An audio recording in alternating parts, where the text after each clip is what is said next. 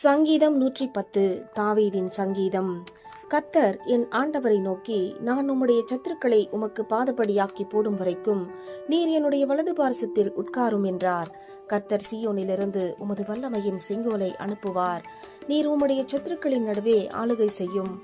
உமது பராக்கிரமத்தின் நாளிலே உம்முடைய ஜனங்கள் மனப்பூர்வமும் பரிசுத்த அலங்காரமும் உள்ளவர்களாயிருப்பார்கள். விடியற் காலத்து கற்பத்தில் பிறக்கும் பணிக்கு சமானமாய் உம்முடைய யௌவன ஜனம் உமக்கு பிறக்கும். நீர் மெல்கிசேதேக்கின் முறைமையின்படி என்றென்றைக்கும் ஆசாரியராயிருக்கிறீர் என்று கர்த்தர் ஆணையிட்டார்.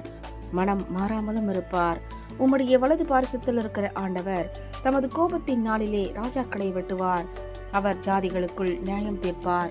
எல்லா இடங்களையும் பிரேதங்களால் நிரப்புவார். விஸ்தாரமான தேசங்களின் மேல் தலைவர்களாய் இருக்கிறவர்களை நொறுக்கி போடுவார். வழியிலே அவர் நதியில் குடிப்பார். ஆகையால் அவர் தமது தலையை எடுப்பார். ஆமேன்.